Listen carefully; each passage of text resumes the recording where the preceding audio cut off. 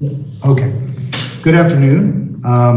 Senate Rules Committee, a quick meeting for two things. First of which is to vote charters out that have landed in rules. We have the Chair of Government Operations to ask for those charters. So, Madam Chair.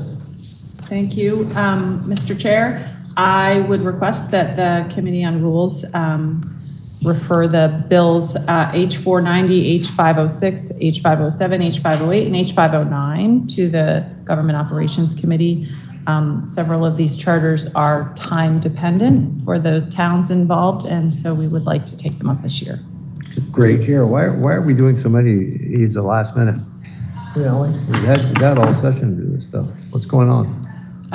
This is always the case with town charters. Most of them are approved on town meeting day, and they are introduced in the House after town meeting. The House has special rules that charters do not have to meet crossover, and so then when they come over to us, they get sent to rules because we don't have the same rules as the House, and many of the towns, are dependent on our action to move forward with the things they're requesting in their charters. So this is standard procedure. Is there anything unusual in any of these charters? Well, the Lyndonville is actually a town merger that's supposed to take effect on July 1st of 2023. So that's the one. The election boundaries and polling places are basically the city of Burlington's redistricting, similar to what we did last session. They are redistricting their wards and precincts. So that's what that is. They are expanding. They have previously voted to use ranked choice voting for some of their elections. They're expanding to use it for other elections.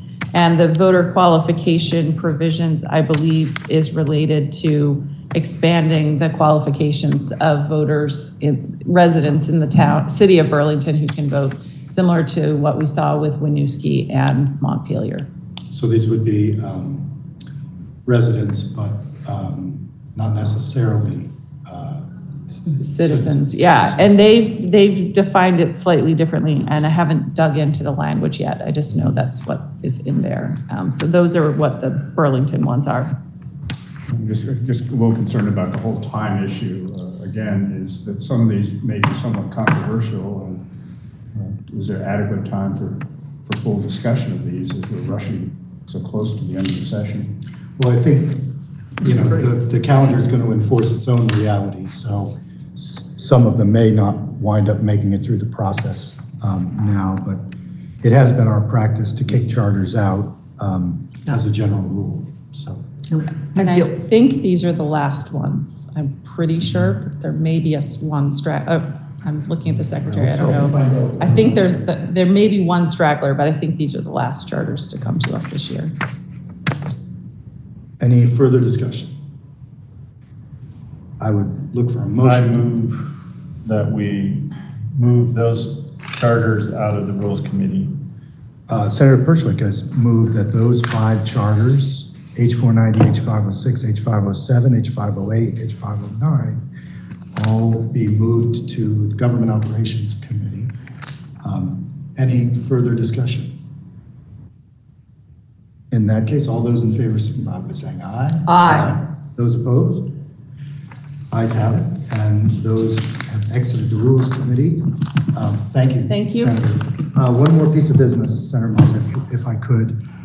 As you all know, Senator Weeks lost his mother, and we, the Senate has sent its sympathies to him.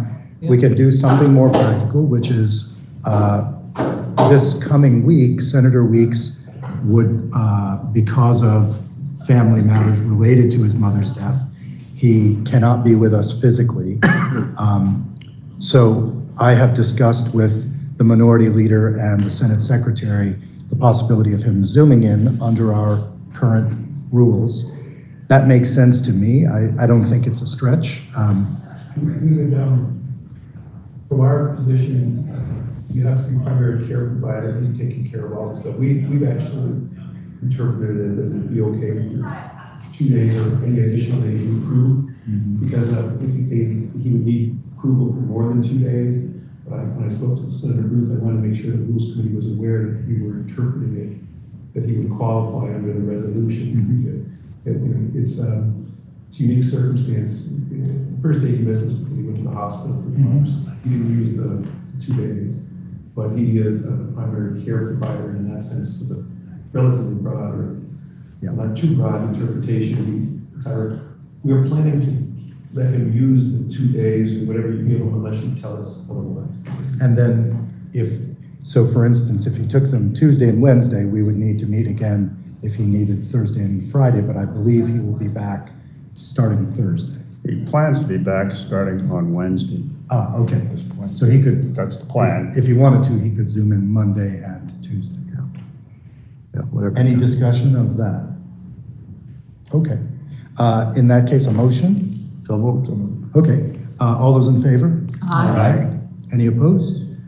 Okay, so that being finished, I think we're adjourned. Thanks, everybody. Thank you.